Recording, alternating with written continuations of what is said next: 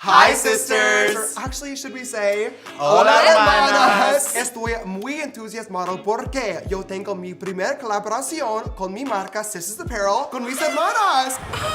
Ustedes ya saben que hemos sido amigos por mucho tiempo, so this collaboration was literally perfect for us to do. I'm so happy that it's finally here. Como pueden ver, we did hermanas. We switched it up a little bit. Yes. We've always called James hermana, so we felt like it was gonna be a cute little thing to switch it up for a little bit. This is the first piece I've ever released that doesn't have sisters all over Yes. it, but it still obviously does. Yes. Finally, something different. The collection is huge, you guys. There are so many different pieces. We chose all of our favorite colors. We did verde, nude, moradito, and of course black if you want like more of a simple everyday look. Don't forget to set your alarms and mark your calendars for December 17th at 12 p.m. PST on sisters-apparel.com. Pero apúrense and tell your mommy or papi, write it down. Let's get it. Adios, hermanas. Hi, sisters. James Charles here, and welcome back to my YouTube channel. Okay, first of all, if my voice sounds a little bit different or more annoying than normal, I'm currently under the weather. Don't worry, I have gotten tested. I am corona-free, but I definitely have a cold, which is typical of this, holiday season. So I'm just hoping to get better very, very soon. So I'm sorry that you're gonna have to deal with that for this video. But on a second, more exciting note, I hope that you guys enjoyed that little cute Hermanas commercial at the beginning of today's YouTube video. Yes, you can finally announce it. Sisters Apparel is having its first ever collaboration, and it is with two of my best friends, Laura and Louie, and I am so beyond excited. The collection is launching on December 17th at 12 p.m. PST on sisters-apparel.com, and there are so many cute pieces that we have added and selected for you guys. Mark your calendars, set your alarms to get ready to sister shop. It was no question that I wanted to make this collection happen, but that is a perfect segue into today's video because we're gonna be talking about some things that were a little bit questionable throughout my career. There's a really huge trend going on in the YouTube commentary community where people rank things on this website called Tier Maker. People are ranking everything from memes, different songs, or musical artists, different YouTubers and stuff. And a few days ago, one of my favorite content creators, Laura DIY, uploaded a ranking video where she ranked questionable moments in her career. I loved it. I thought it was so funny, and I thought to myself, there's probably nobody on this platform with more questionable moments in their career than me, so this would be the perfect video for me to do. So if you want to see me take a little bit of a trip down memory lane back to where it all started and rank the most questionable moments in my career, keep on watching.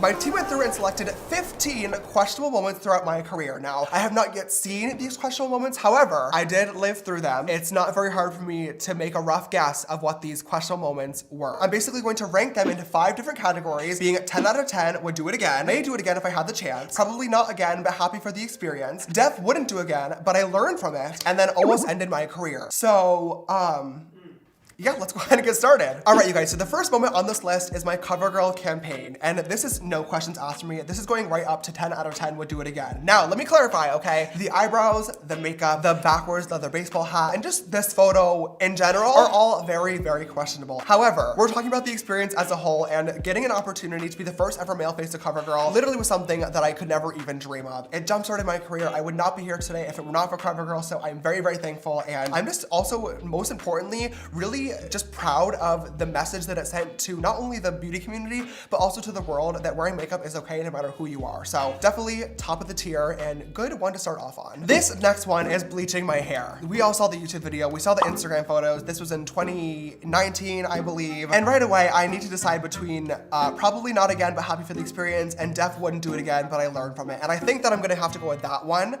just because I loved having bleached hair. I loved the photos, I loved filming with it. I think it looked really, really good. However, it ruined my hair. And I think that that's where the I learned from it part comes in, because my hair was literally falling out for months afterwards. It just not a good idea. So this next moment is me at the Met Gala. And I think that I'm definitely going to put this in,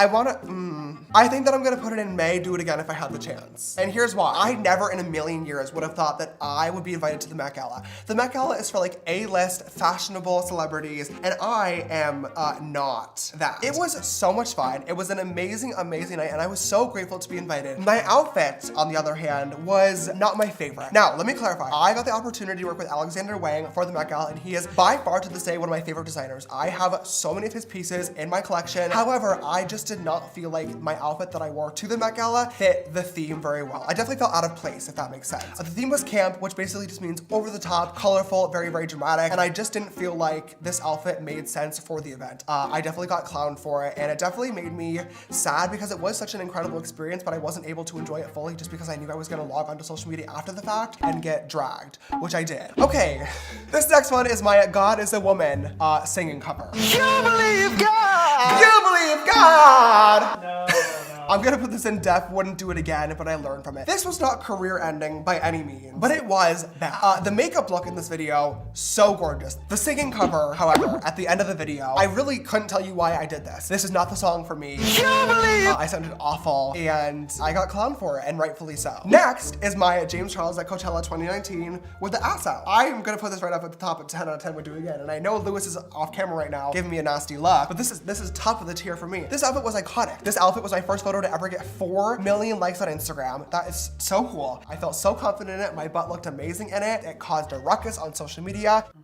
What? I think the fact that it blend in your foundation on your ass cheeks might have been why it's not in my top category. Yes, Lewis did put foundation on my butt cheeks before leaving for the festival. The last thing that I would ever want was a 2018 Bumpy Bussy a repeat in 2019. So this next photo is one of my original Instagram photos from 2016 or 17, and this photo basically represents the original style of James Charles makeup. White wall photos, the man bun, gray hair, the big block eyebrows, and the gray contacts. This is gonna go right into the probably not again, but happy for the experience category, and let me tell you why, okay? I agree, it's horrendous. The hair, the makeup, everything about it is very, very just questionable, which is the theme of today's video. However, if I did not go through this phase, I probably would not have the makeup skill that I have now. This era of my makeup definitely got me a lot of attention, honestly both good and bad. The good being that it jump-started my career and it got a lot of people talking about me and, you know, me joining the beauty community, so I was able to grow a following, but it also got me a lot of hate comments. But I used those hate comments and I, you know, looked at them as constructive criticism and figured out how I could do my makeup better and improve as an artist. So I made my eyebrows thinner, I chopped the man buns off, which was the best decision I've ever made, got LASIK eye surgery so I can see now and don't have to wear colored contacts all the time, and I'm definitely proud of the artist I have become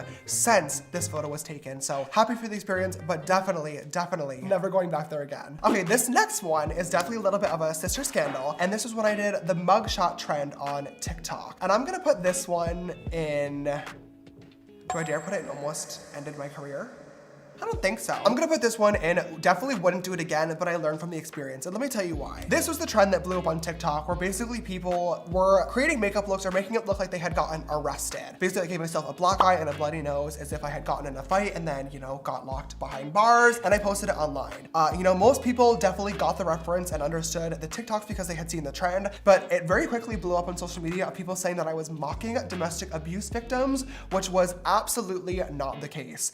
I could see why this would offend people, and I did end up deleting it later on. However, this was definitely frustrating because it had nothing to do literally at all with domestic abuse victims. I'm not sure why anybody would even like want this to correlate in any way, shape, or form. That it just didn't make a lot of sense to me. Yeah, definitely would not do it again. I learned from the experience, and I'm definitely a lot more careful about what trends I participate in moving forward. Okay, so this next photo to rank definitely has a lot of different layers to it, and it is my James Charles It saga. Basically, this started off with me going to see the It movie. I tweeted a few minutes into the movie that I hated the movie. Finn Wolfhard, one of the actors from the movie, ended up seeing my tweet and then quote tweeted it and dragged me for being on my phone in the movie. I got dragged to literally hell and back once again on Twitter, not surprisingly. And then a few weeks later, after a lot of requests to do it, I did a tutorial on the It makeup look. So I'm gonna put this in probably not again, but happy for the experience. This happened when I was still a little bit of a smaller creator and beauty guru, and I really didn't care about what a lot of people had to say about me. I was getting in scandals all the time, which I'm not proud of, but this is one of those scandals that even today I still look back at and laugh because it was so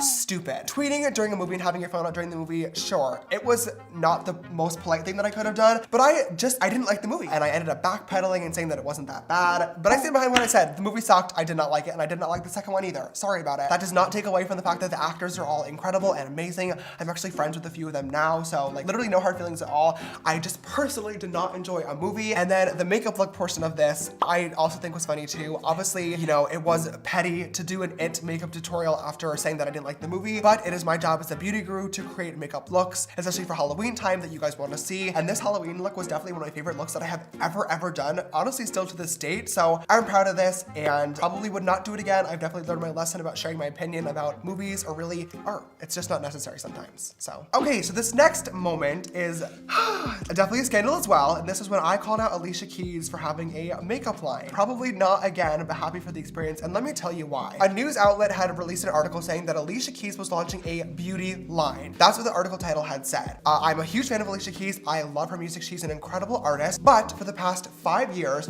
she has literally been in the public eye saying how she does not wear makeup because she really wants to go for natural beauty, which I think is incredible. There is nothing wrong with that. But when I found out that Alicia Keys was launching a beauty line after publicly not wearing makeup for 5 years, it rubbed me the wrong way. And I thought this is ridiculous because there's a really big trend of major celebrities coming into the beauty community and just making makeup lines left and right because it's a cash grab. There's a lot of money in the beauty community. It's a $1 trillion industry and a lot of people just see it as money signs and a way to grow their brand. And that is something, you know, as a content creator and as a beauty guru that works really hard on makeup looks and now working on my own line that'll be launching eventually, I found to be disrespectful. But it's happened before and, you know, you can make your own opinions as a consumer of which brands you want to support and which brands you don't want to support. I, however, looked like a major clown when I found out that the beauty line Alicia Keys was releasing was a skincare line, which made perfect sense. Unfortunately, by the time that I had already realized this, I had already started getting dragged on Twitter left and right. I learned a really valuable lesson during this experience to not be a gatekeeper. This is an honest mistake, and I reached out to Alicia and her team to send my personal apologies, and everything is,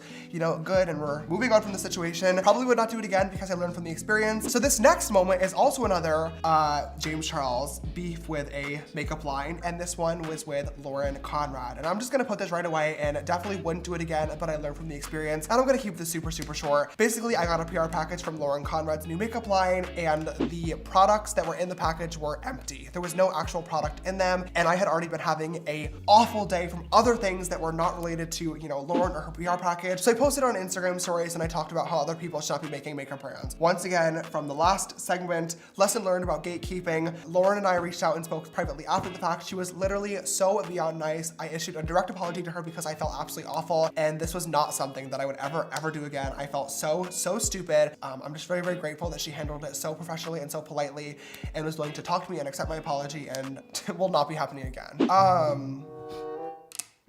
This next one. My first apology video during the scandal last year. I'm just gonna put this one and almost ended my career. So far, it's the only one that has been in that category, and I think we all know why.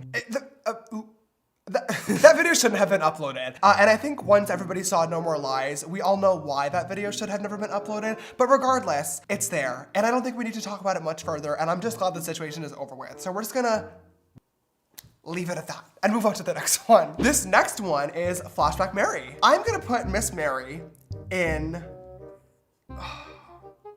I'm gonna put Miss Mary in May Do It Again if I had the chance. Flashback Mary is an iconic meme. Hi, sisters! At the time, getting clowned for my makeup looking gray and ghostly was really hurtful and offensive and scary for me to deal with as a new artist. But now looking back at it, this moment is iconic. I love Flashback Mary. It was the birth of a massive internet meme that is still alive today. And this was definitely a turning point for me as well that shifted my content. It was really my first video that combined like makeup with entertainment and comedy. And it was so much fun for me to film, and it really set the standard of the content that I wanted to be producing here on this YouTube channel. And here we are 4 years later, and I'm really proud of the videos that we have made together. So definitely putting it on. May do it again if I had the chance. I love that I turned into a meme. Okay, so this next one is one that a lot of you guys might not even know about because it was definitely early on in my career. This was Flashback, my a cappella group that I was in with some really close friends. I'm honestly gonna put this in May Do It Again if I had the chance. This group was a lot of fun to be a part of. You guys obviously know that I love music, I love love singing and I love a cappella. The group ended up coming to an end after a few months just because we were all really busy and we all weren't exactly seeing eye to eye on what we wanted to happen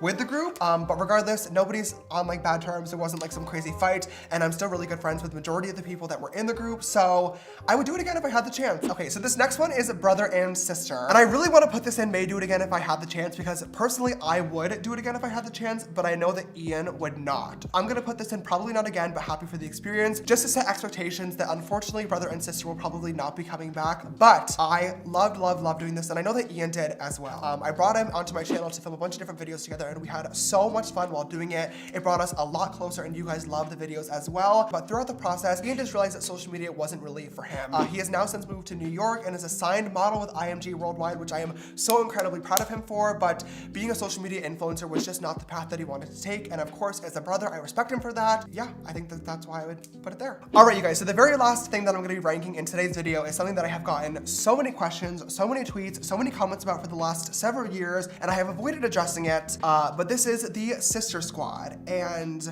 when I think back at the Sister Squad, this was a big part of my career. It lasted for like an entire year, so there's definitely a lot of different moments that would be ranked, you know, at different places throughout this list. However, when I think about it as a whole, I'm actually gonna put it right next to brother and sister, and probably not again, but happy for the experience. I'm not gonna go into too much detail just out of respect for everybody else that was in the group, but I mean, regardless, there's no denying that the Sister Squad was a huge part of my career and was honestly, as much as I hate the word, iconic. It was really cool to film these crazy over-the-top videos with, at the time, my best friends in the entire world, and get to put them out for all of you guys to see. We never ever could have imagined how big the Sister Squad would have gotten. The fans were so supportive as well, watching literally everything that we put out together, and we had a lot of fun while filming those videos too. There's some of them like Emma's Vegas vlog, which I have to admit I've gone back and watched so many times. You know, unfortunately, all good things have to come to an end at some point, and the Sister Squad was one of them. Basically, we were all just at very different points in our careers and our lives, and we needed to go in different directions, and I promise that was the best decision for everybody involved, including you guys as well. A few months ago, I did actually reconnect with Emma, which was honestly just incredible, and we did end up filming a collaboration as well, which was so much fun and very nostalgic. We definitely would do it again, so if you guys want to see that, let us know. But as for the Sister Squad as a whole, it will definitely not be coming back anytime soon, but that's probably for the better, and I'm going to leave the conversation at that. All right, you guys, well, I think that is the ranking complete of all of my questionable career moments. Although I'm definitely not proud of all of them, I think they've all been really valuable learning lessons and shaped me to be the person and content creator that I am today. If you guys enjoyed today's YouTube video today, please make sure to give it a big thumbs up down below to show your love and support. Also click that big red subscribe button, come join the sisterhood, and finally click that bell icon so you get notified every time I upload a brand new video. If you'd like to follow me on my makeup journey, all my social media accounts can be linked right here on the screen. And if you want to text me on my personal phone number for updates on videos, photos, merch, and so much more, my number is 310-905-8746. This video's sister shout out goes to Sister Henry. Thank you so much, love, for always following and supporting. I love you so much. And if you would like to be the next video sister shout out, don't forget to always retweet my video links when they go live on Twitter. Don't forget that we're doing our 25 days of sisters for the holiday season every single day at 1 p.m. PST on my Instagram stories. I am posting super cute curated holiday gift boxes for one of you sisters to win. Each one of the boxes has a super cute theme, so if you guys want to find out how you can win, head on over to my Instagram, turn on your post notifications, watch my stories every single day at 1 p.m. and make sure you pay attention of how you can win. Last but not least, if you like my hoodie or any of the other pieces that you saw in the little commercial before today's video, don't forget to shop the Hermanas collection launching on Sisters Apparel December 17th at 12 p.m. PST on sisters-apparel.com. All right, you guys, thank you so much for watching this video today. I love you, and I will see you in the next one. Bye.